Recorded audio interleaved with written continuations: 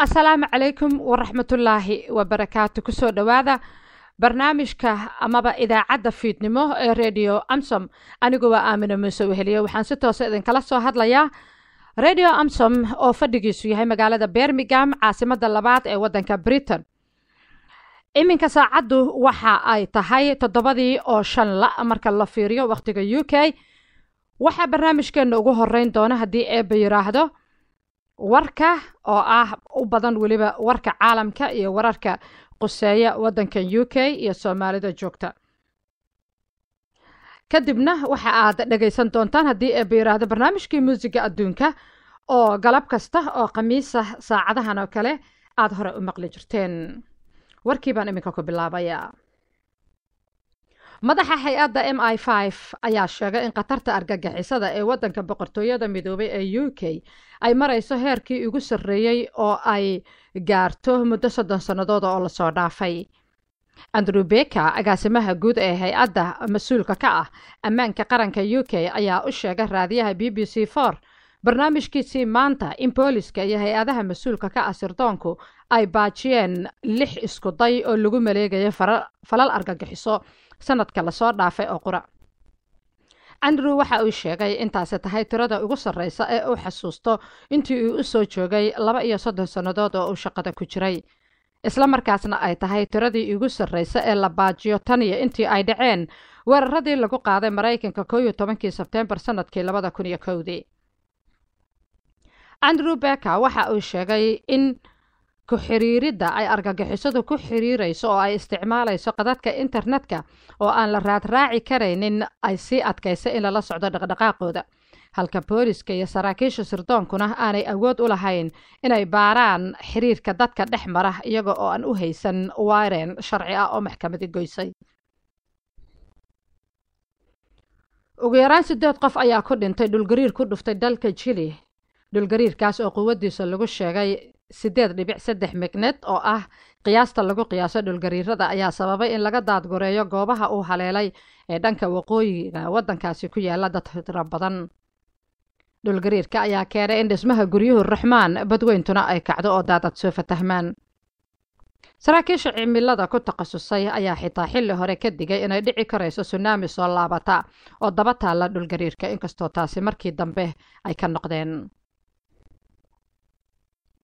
istaashinka tareenada laga raaco ee New Street ee magaalada Birmingham ayaa lagu soo waramayaa inay ka dhaceen in ka badan 450 dambi 12 bilood ee la soo dhaafay booliska gaadiidka dadweynaha qaabilsan ayaa sheegay in gudaha istaashinka oo qura la diiwaan geliyay inay ka dhaceen 452 dambi halka 320 dambi oo tiradaasi ka mid ahi ay ka dul dhaceen tareenada dushooda tirada guud ee dambiyada ka dul dhacay istaashinka tareenada New Street ee magaalada Birmingham waxa ay markaasi noqonaysaa aniraahday halka aan ku celiyo tirada guud ee dambiyada ka dul dhacay istaashanada tareenada kuwooda ugu mashquulsan ee wadanka Britain ayaa guud ahaan cagacageynaysa 11,000 oo dambi safiirada dalkan Britain u fadhida Soomaaliya Mrs Harriet Matthew ayaa shalayto waxa ay la kulantay magaalada Birmingham qaar ka mid ah Soomaalida ku nool Birmingham Harriet ayaa kala hadashay sida Soomaalida UK uga qayb qaadan lahaayeen dubudhiska dalkooda hooyo isla markaana waxay warbixin kooban ka bixisay deeqaha ay UK siisa Soomaaliya Soomaalida ku nool Birmingham ayaa iyaguna dhowr su'aalood weydiiyay safiirada Soomaalida ku dhaqan magaalada Birmingham oo ah caasimadda labaad ee wadanka Britain ayaa lagu qiyaasay inay dhan yihiin 60,000 oo qoys halka badankoodu ay yihiin dad ka soo guuray dalalka kale ee Yurub hawlaha ay badanaa Soomaalidu qabtaan ayaa u badan ganacsiga qaarkoodna waxay u shaqeeyaan hay'adaha dawladda iyo kuwa gaarka loo leeyahay dalka Burkina Faso ayaa maanta la afgambiyay dawladdii halka ka jirtay ee ku meel gaarka ahayd ilaalada madaxtooyada ayaa telefishinka uga dhawaaqay inay kala direen dawladdii ku meel gaarka ahayd General Gilbert Diendere ayaa loo magacaabay inuu yahay hogaamiyaha dawlad ku meel gaara oo dalka ka sii arriminaysa xuduudda dalka ayaa la xiray waxaana dalka oo dhan lagu soo rogay bandow gudoomiyaha baarlamaanka Burkina Faso ayaa ugu baaqay militariga inay faragelin ku sameeyaan sidii ay u joojin lahaayeen sida uu sheegay tallaabada ay qaadeen koox yar oo ka tirsan militariga dawladda la riday intaasi haddii aanu kaga baxno warkii aan idin soo koobaynay markana waxa weeyaan barnaamijkii muusiga adduunka oo habeen walba oo khamiisa saacadahan oo kale aad ka dhagaysataan Amsom Radio. caawa waxaanu u kacaynaa oo aanu idin haynaa halkaa iyo dhulka looga hadlo afka Swahiliga oo iyagu qayb ka ah weliba dalalka muusiga Afrikaanka ama dalalka Afrika ee muusiga xaggeeda aad uga horumaray. dunidu meel walba taariikh bay leedahay muusiga dhaqanku ku xiran yahay dhaqankuna dadka meesha degan ayuu markaa ku xiran yahay oo uu ka shidaal qaadanaya fanaanka la yiraahdo Cali Kiba oo isagoo ah fanaan iminka heesiisa aad loo jecel yahay dhammaan dalalka af Swahiliga ku hadla iyo heestiisii Cheka Cheka ayaanu soo qaadanaynaa.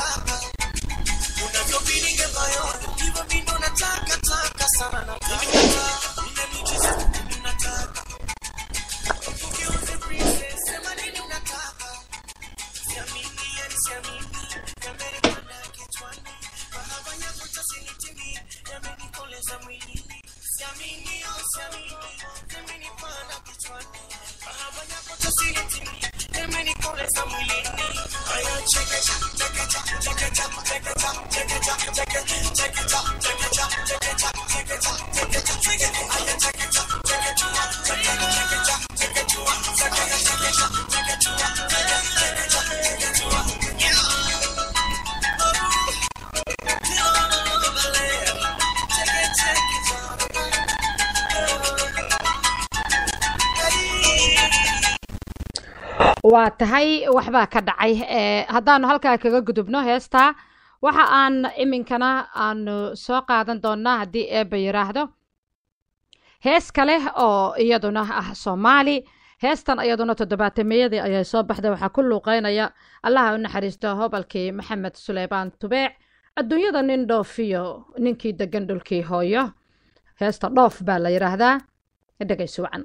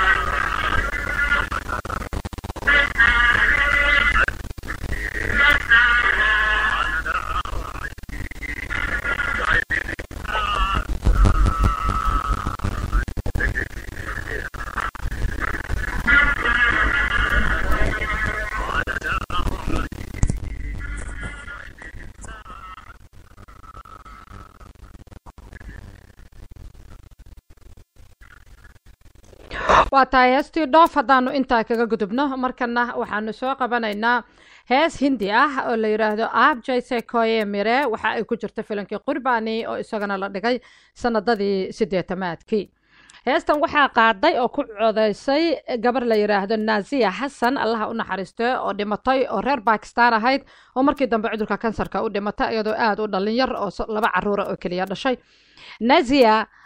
heestan waxa ay ku qaadatay koob amaba waxay ku qaadatay billad sharafeed iyadoo oo weliba Hindiya iyo Pakistan markaas ay ka dhaxaysay xiisad siyaasadeed oo hubka nuclearka iyo samaysashadiisa ka kacday oo markaana fankii xitaa la gashay dadka reer Pakistan waxa ku adkayd hadda way ku farabadan yihiin xilliga in ay ka mid noqdaan Bollywoodka amaba dadka filimada sameeya amaba filimada ka heesa taasi waa taariikh la soo maray laakiin waxa iyadana naga xusuusa heestan aab jayse koye mire oo ku jirtay filimkii qurbani in ay tahay heesta laxankeeda looga dayday hees caana oo Soomaalidu wada garanayso oo la yiraahdo fagaaraha heesta fagaaraha waxa ay ku jirto riwaayadii xidigtii isxujaysay oo Faynuus Sheekh Daahir ay atriishada ka ahayd waxaana alifay hoobalka amaba fanaanka qaran ee weyn ee Axmed Naaji Sacad xilligaas Axmed Naaji waxa uu heesta aab jayse koye mire naaxiyadeeda ku saleeyay heesta la yiraahdo fagaaraha oo ay qaada Allah u naxariisto Faadimo Qaasin Hilowle marka dambana ay qaado fanaanada iyaduna aan baxday Faadimine oo hadda joogta heestaas fagaaraha ay farxadii adduunkan helay waa fahmoode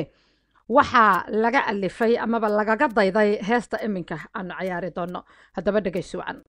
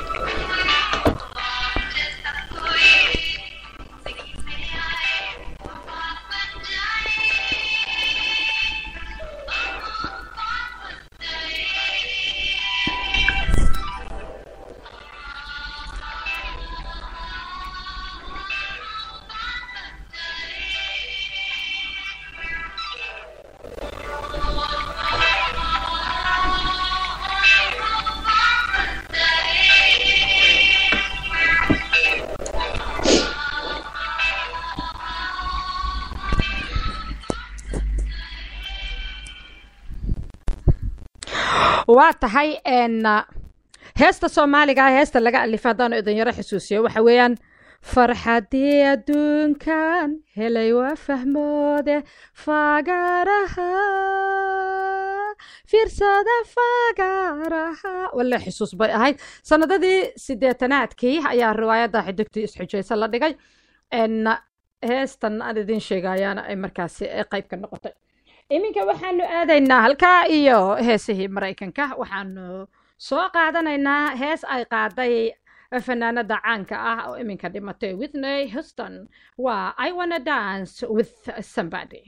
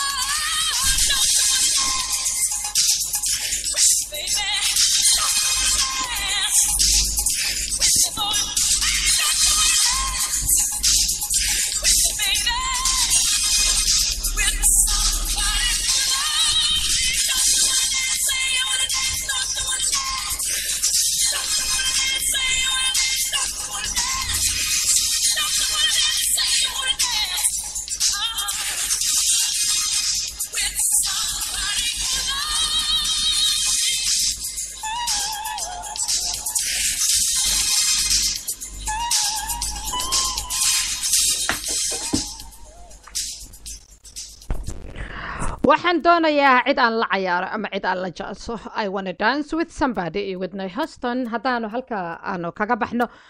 markana waxaanu aadaynaa dhinaca iyo carabaha iyo weliba carab iyo afrikaan isku daran waa Suudaan Suudaantu fankeeda wax badan baan annaga iyo fankayaga iyo fankoodu ay wax badan bay isleeyihiin example tusaalaha ugu weyn waxa weeyaan dhinaca muusiga ama habdhaca muusiga iyo reemaha uu u dhaco oo aanu wax badan isaga mid nahay runtii وانا دادان wax badan dhaqan iyo aanu wadaagno misana aan xitaa aragga xaqiisa aanu aad isaga egnahay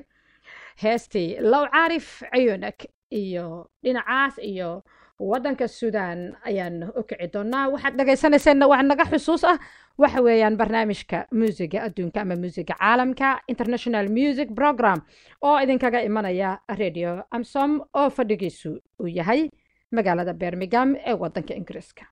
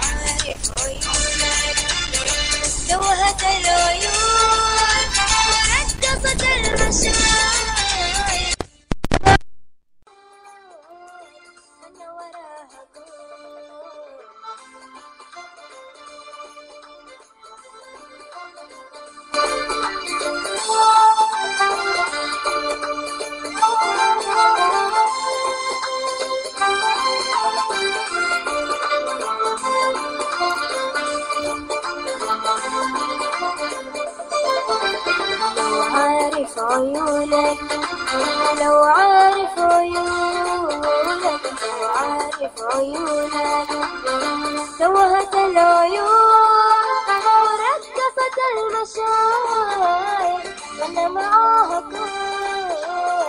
وانا وراها كون